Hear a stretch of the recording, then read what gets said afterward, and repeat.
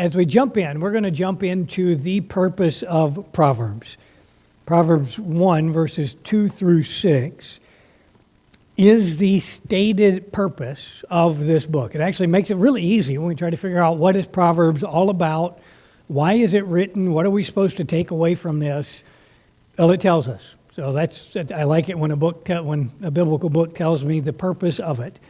And so it says, verse 2, to know wisdom and instruction, to perceive the words of understanding, to receive the instruction of wisdom, justice, judgment, and equity, to give prudence to the simple, to the young man knowledge and discretion.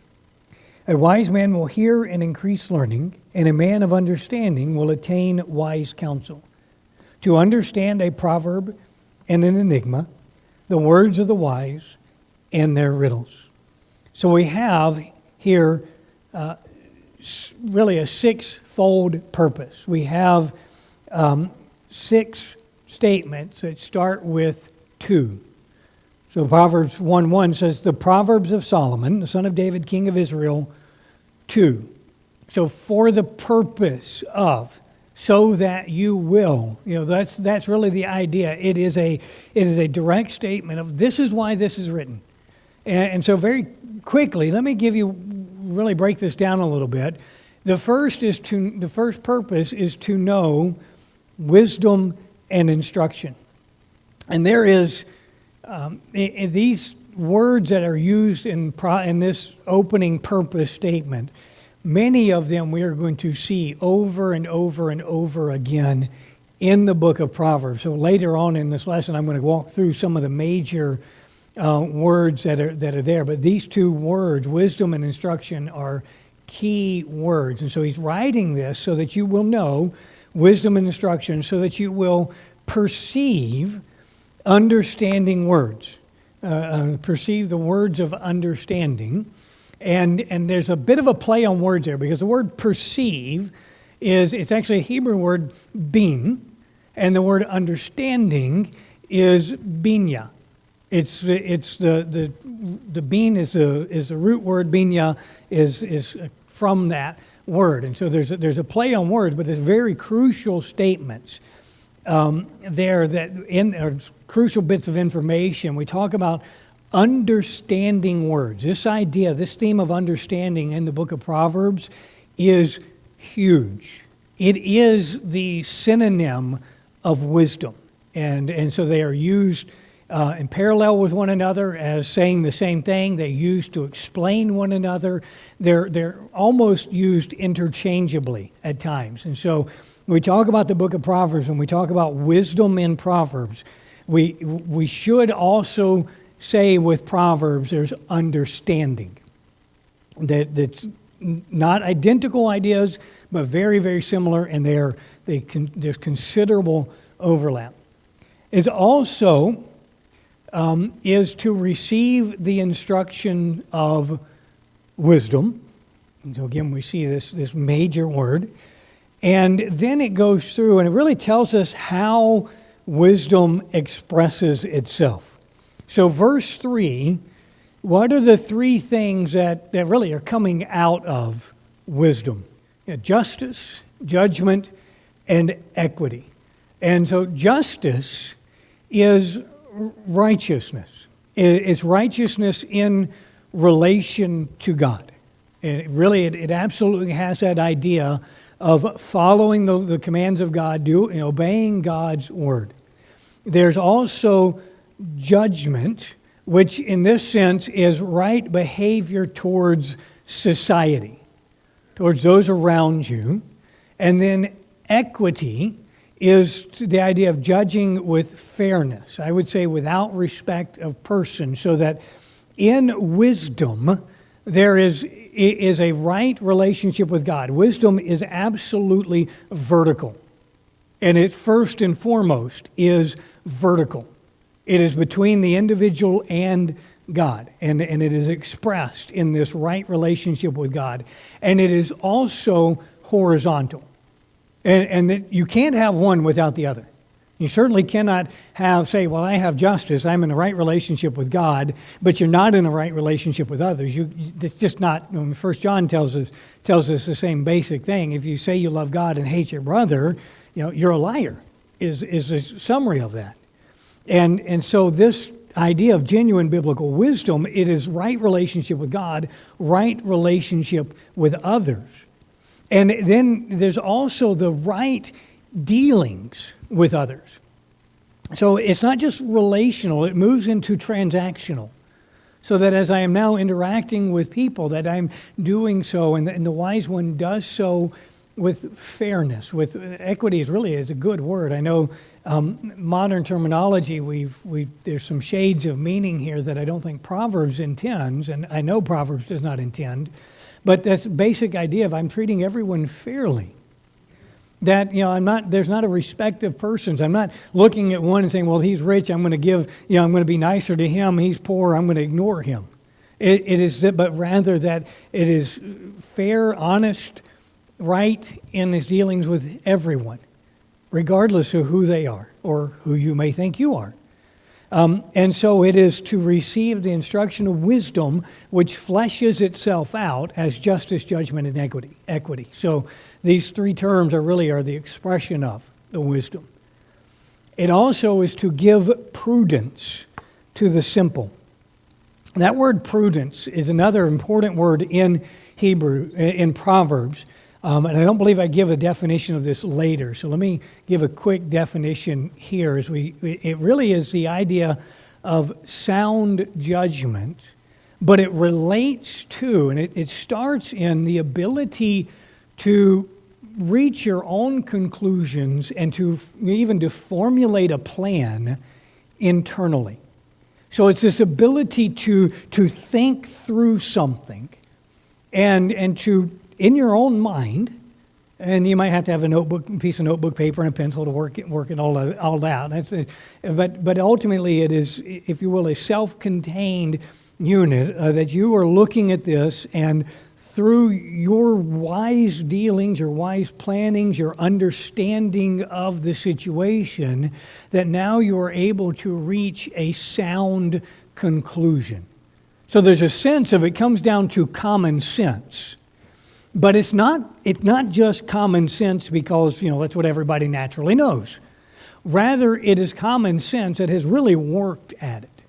But it has done the work internally. And I think one of the crucial understandings of this is something that you are able to do on your own.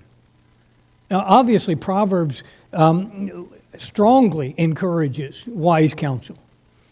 And so this does not suggest that you should never seek outside counsel, but rather what this is teaching is that the book of Proverbs is written so that you can reach a right decision on your own. And that really ultimately, it's the end result of this was you would then be able to give wise counsel, not just seek it.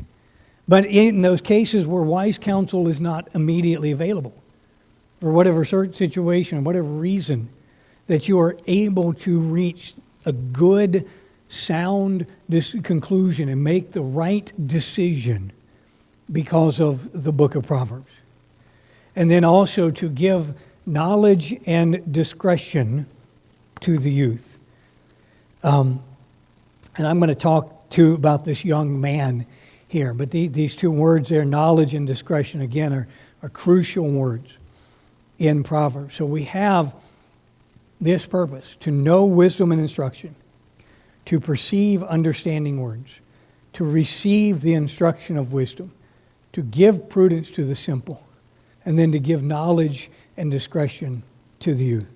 So there's the purpose of Proverbs. One author said Proverbs has two purposes: to give more skillfulness and to give mental discernment.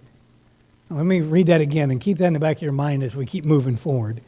Proverbs has two purposes: to give more skillfulness and to give mental discernment.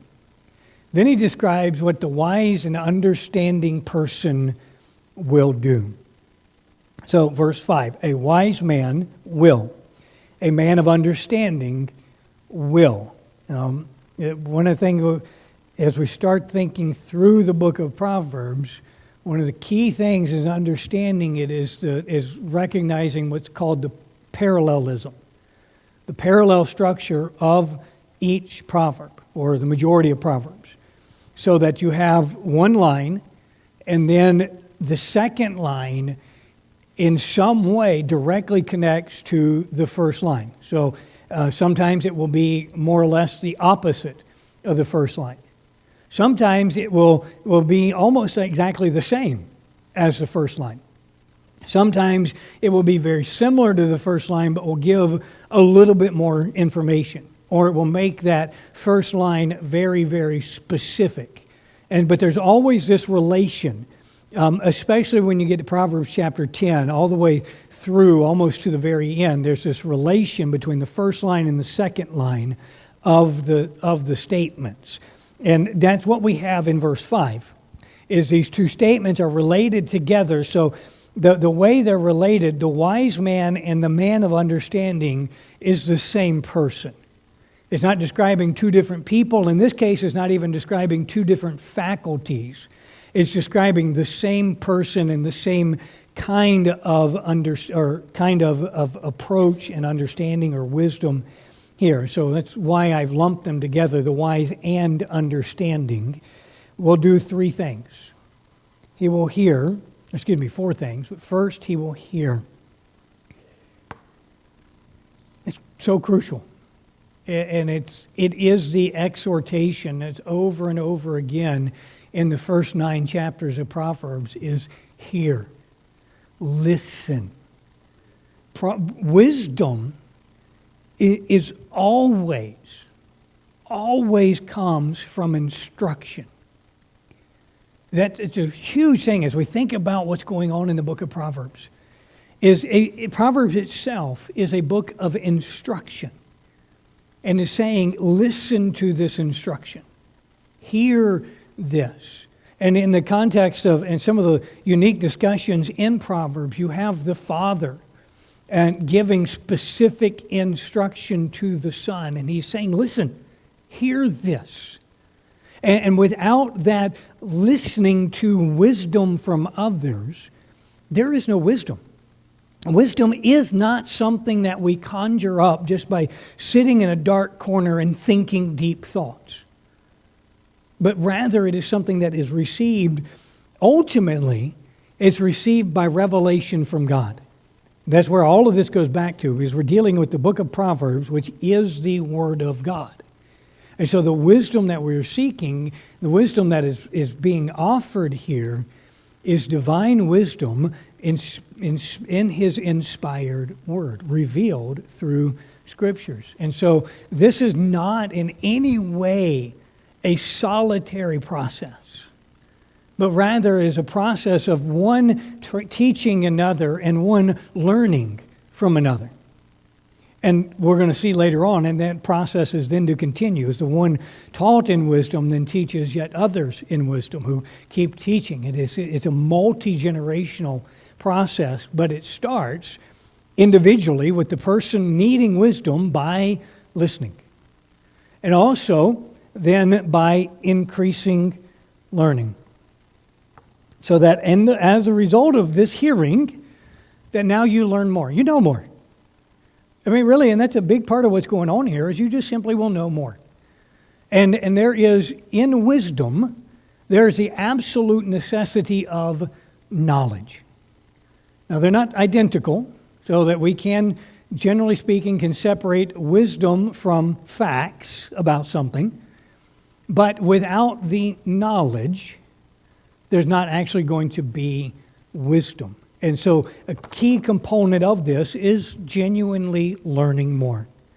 And then also to attain wise counsel.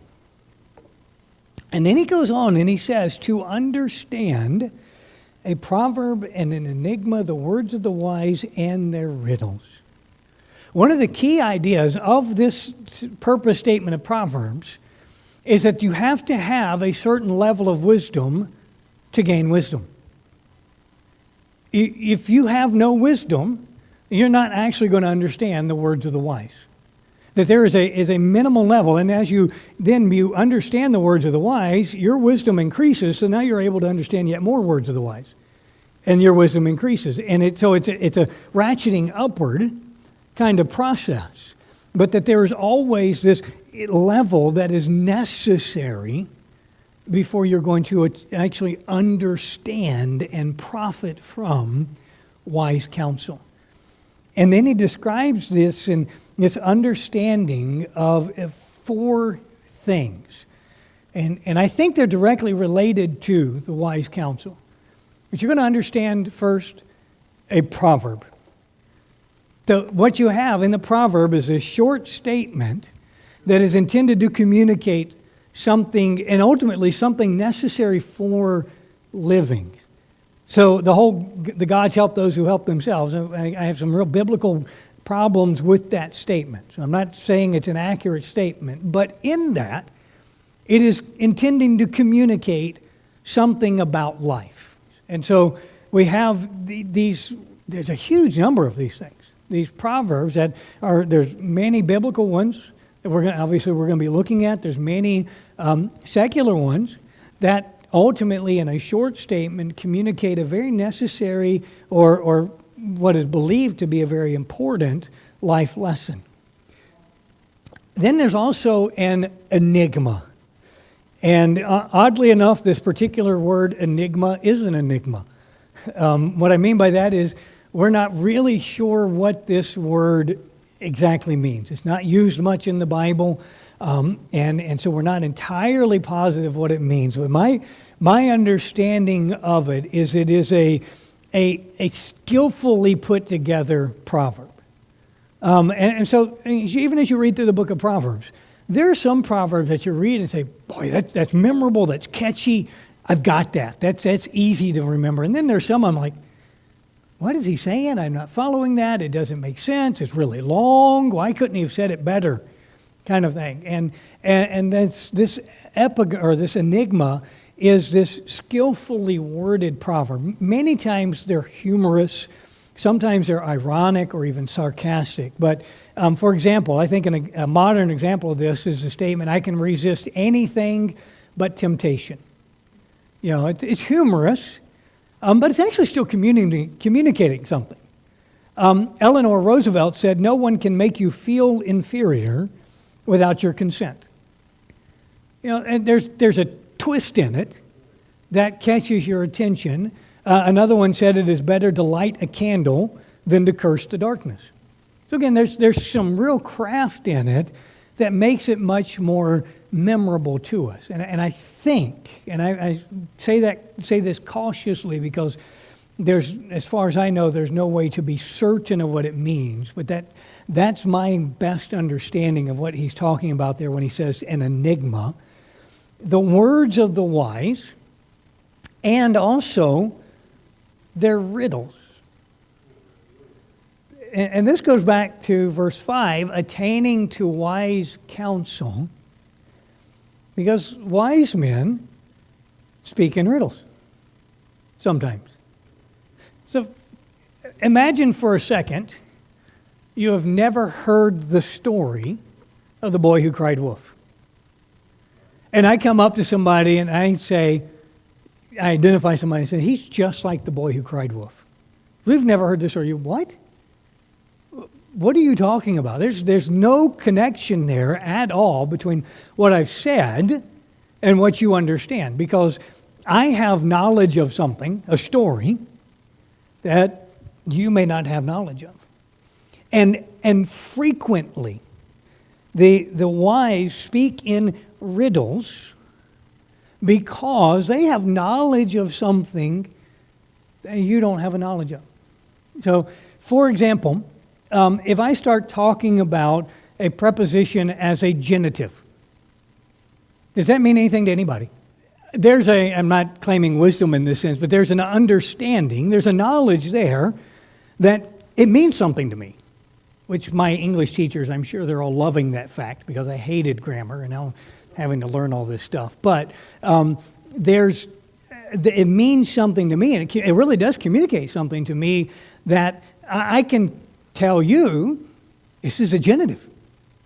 But if there's not an understanding, it's not going to make any sense. Part of what all of this gets down to, as we're thinking about, particularly these last couple statements here, that's understanding the proverb enigma, words of the wise, and the riddles. Derek Kidner, which he wrote an excellent book on Proverbs, which I highly recommend you read. But Derek Kidner said, Proverbs summons us to think hard as well as humbly. And that's part of what we're talking about in all of this as we keep going through the book of Proverbs. Proverbs is not just everything on the bottom shelf so that anybody can reach it and grab it easily and run. There are some, if you will, bottom shelf Proverbs.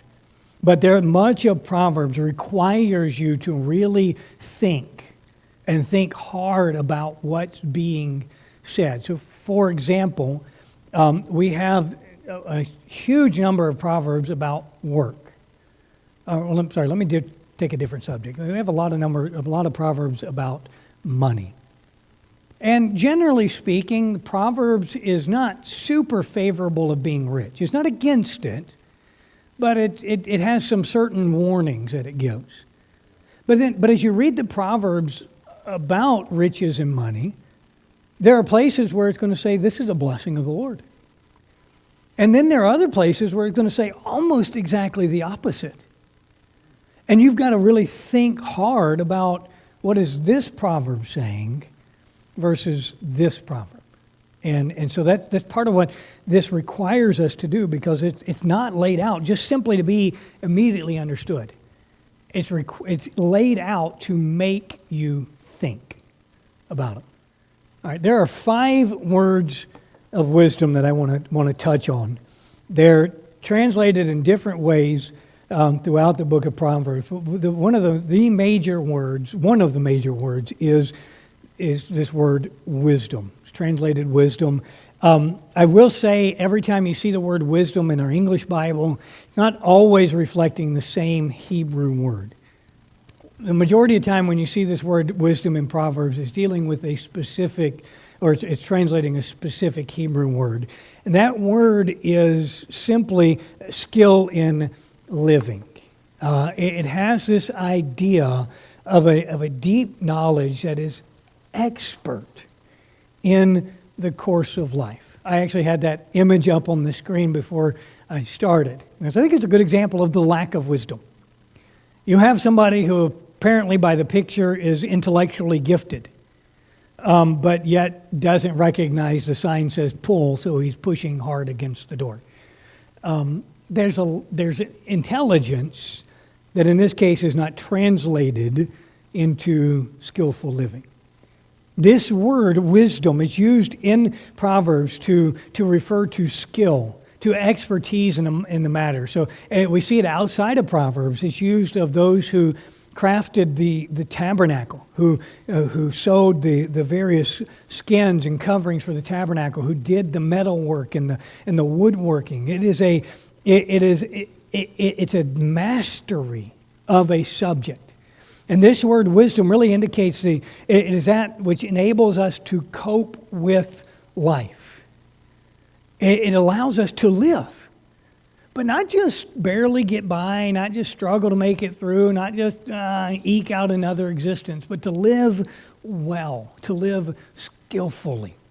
That's really what it is talking about. And in this, we can generally wrap up all the other virtues that are praised in Proverbs and understand them as being portions of or subsets of wisdom.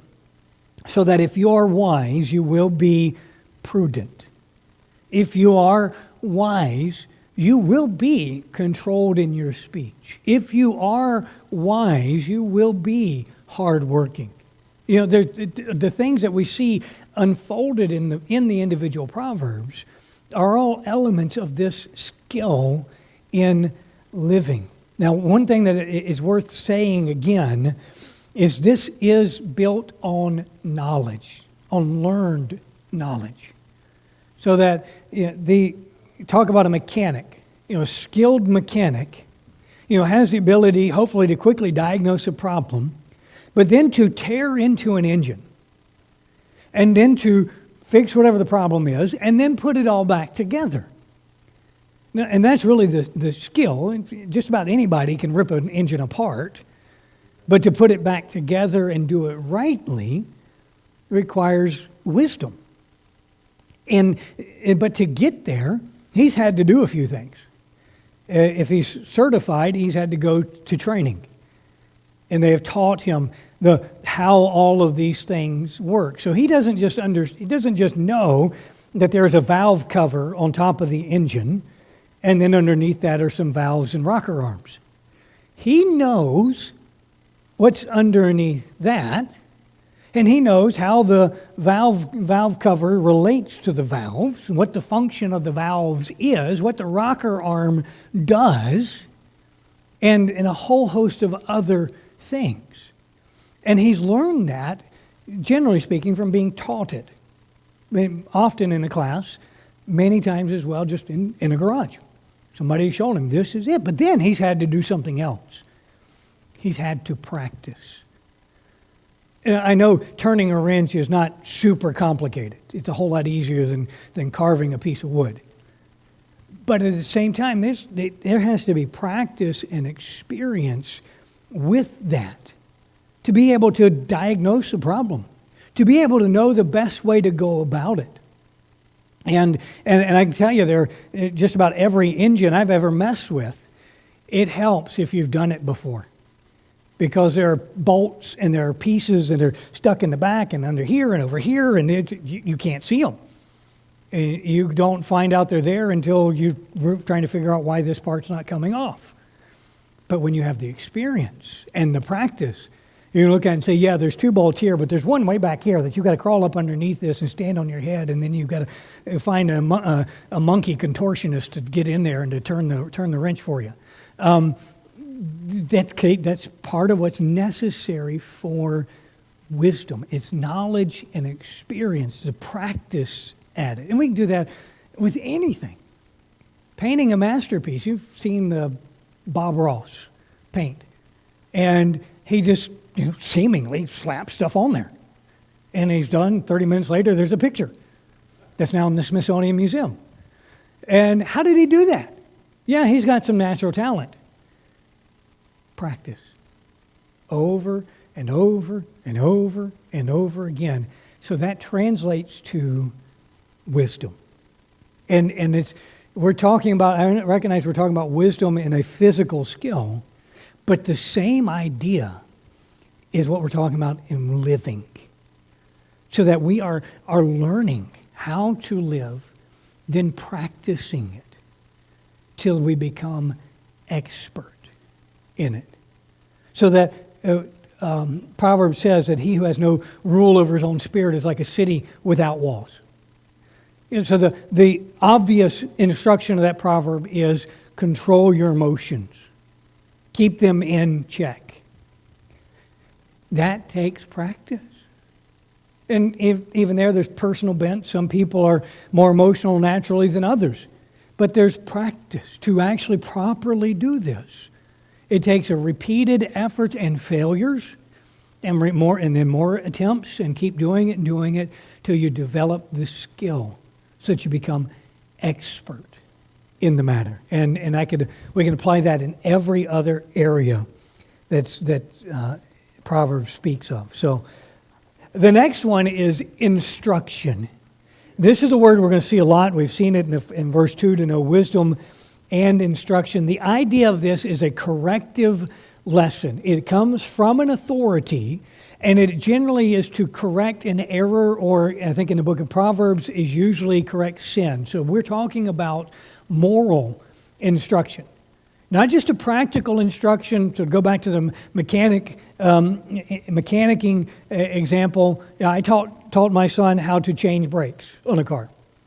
And, here's what it is, here's what it looks like, here's where the bolts are, here's how you take them off, here's how you pry off the stuck brake pads. That's very practical instruction. There's really no moral component or little moral component directly related to that. And so I would even, correct him. You need to tighten that bolt more, or you didn't tighten that bolt enough, and now the caliper's falling off. Something of that nature. There's a corrective instruction, but still no real, generally moral component to it. What we're talking about in Proverbs is directly related to morals, the right way to live, how to live in accordance with the commands of God. And again, this is corrective. It's frequently translated discipline in Proverbs because it does have that idea of an authority slapping down an underling and saying, you messed up. Here are the consequences. It may be a verbal reprimand in Proverbs, and in that culture, it may have been a physical beating. Actually, there we certainly see the physical correction at times. But it has to do with this often correcting a mistake that is made. Sometimes it's correcting a mistake before it is made. So it is a, hey, you're about to drive off the road, wake up. You don't wait till they're in the ditch, embedded into a tree to correct them. You say, hey, wake up, stay on the road, don't drive off the road. That kind of correction, that preemptive correction. That's what instruction is. And Proverbs 15:33 says, the fear of the Lord is the instruction of wisdom. These go hand in hand with the major theme of Proverbs, which is the fear of the Lord. So then we come to perception. I would say attentiveness, deep insight. And this is, to me, this is a fascinating word. Because what it drives at is a deep, thorough understanding of a subject that has been studiously dug out, that relates or results in the ability to make a right decision, the ability to discern between the wrong response and the right response. It is a skill of perception that is trained. And so that it's not just compiling data. It's not just getting facts. And so this really makes, in my opinion, this is what makes wisdom. Because you can put a bunch of data into a computer. It can compile the data. It can spit out results. But it can never understand the significance of those results or why one course of action is morally superior to another course of action. And what we're talking about perception, this attentiveness and insight, and sometimes translated understanding, is we are talking about one who is able to take the data, understand it, bring in more data, go find the other information that is needed, and then is skilled in taking that information and discerning between the various choices that may be out there to make the morally right decision. So this is one reason this word it captures my attention, because it is all about living. It's skill to direct your life properly. That's what Proverbs is intended to give us. Understanding, this is related to the perception I talked about. This is a deep understanding. This is a synonym with wisdom. It is this very similar to what I've already said, this intellectual faculty. It's able to solve problems. It's able to deduce truths. This is crucial with this. It's able to look at the information that is there and to go beyond the information. Not away from it, but really to take the implication, the information and say, this is true and this is true, therefore this is true. So there's a sense where it's logic, but it's moral logic. It's logic that is concerned with what is righteous. And so it is able to take the truths of Proverbs. And what one of the things Proverbs does is it gives specific instructions But it doesn't, it gives a lot of specific instructions, but it doesn't give specific instructions about everything. Understanding is able to say, okay, this is instruction, this is instruction, this is instruction. My situation is here. But because of this, this, and this, I know that I need to do this to do right.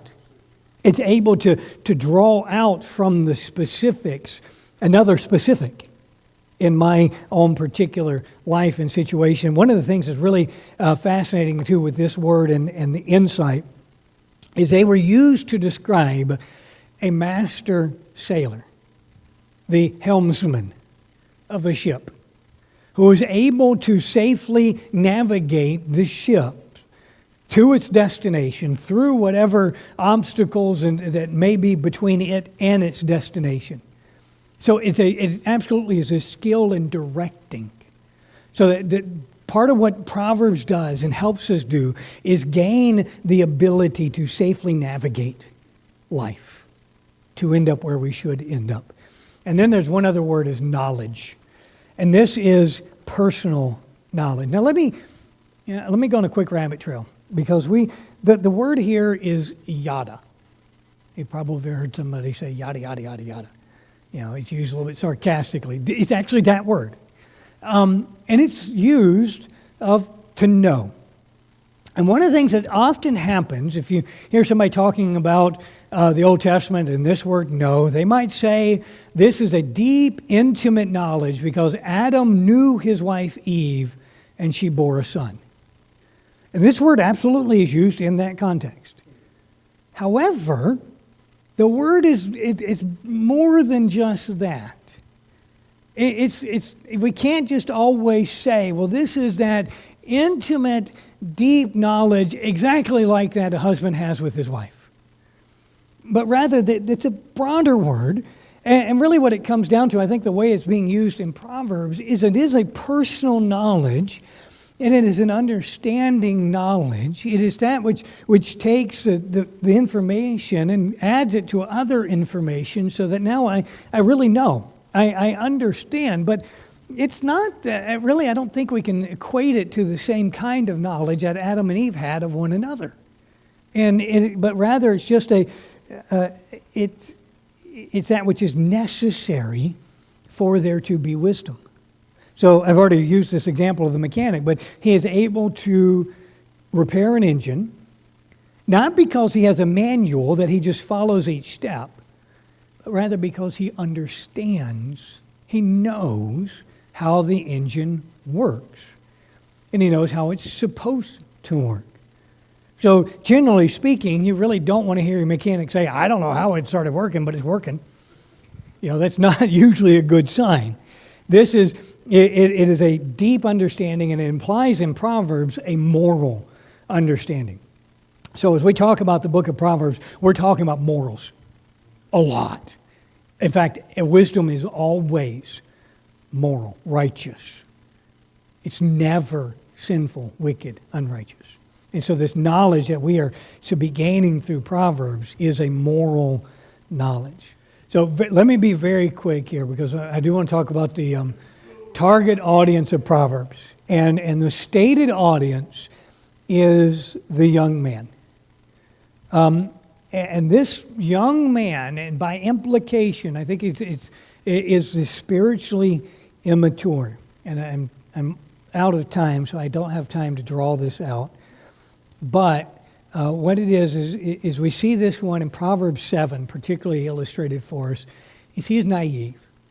And he gets himself, whether by design or accident, because he wasn't paying attention, he gets himself in dangerous situations. And so he is one that is just, if you will, kind of drifting.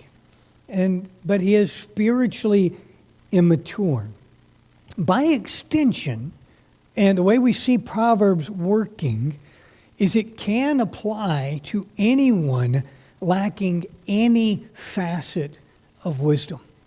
So when we're going to see and hear him talking to the young man or to his son, we can't say, well, I'm not Solomon's son, it doesn't apply to me. Or I'm not a young man anymore, it doesn't apply to me. No, really it's to anyone who has any need for wisdom, and with that is able to become more wise. So the spiritually immature, if he is growing in wisdom, he's able to be more wise. And so it really is written to you. If you can learn and apply wisdom, then Proverbs is yours to take whatever aspect of your life. So there may be in your life, there'll be Proverbs you look at and say, yeah, and I've kind of got that. I do that. I've been doing that. And then there are going to be other Proverbs who say, nope, I'm struggling on this one. And I know it. And now you're the target audience for Proverbs. So several things to mention. Proverbs are to be applied, not just memorized. It's the whole emphasis of skill in living. You don't just memorize the words to be able to spew them out when somebody else needs them. A stitch in time saves 9. That's great. What are you doing with it? I know Ann uses it. She sews. What about the rest of us? They're to be lived out. They are not formulas. They are patterns for living. And this is, I won't name any names, but those of you who have an engineering bent and you like the details and you like the step-by-step formula of plug in A, B, and C, I will get D every time. That's not the Proverbs. And honestly, for some that have that bent, it may be frustrating, but they're designed to give us principles. As I said last week, they're patterns that show us how to live in specific situations so we can extrapolate from that to now live in this situation. And so they're not formulas. Proverbs also teaches the fool. I really didn't set this up. I ran out of time, but Proverbs teaches the fool how to teach the right answer or reach the right answers and make the right decisions. How to reach the right answers and make the right decisions. I thought I had a quote there. Greg Parsons says, Proverbs gives the inexperienced youth or even the older immature person wisdom and instruction necessary to conform to God's will. That's what we're talking about. How to reach the right answers and make the right decisions in life.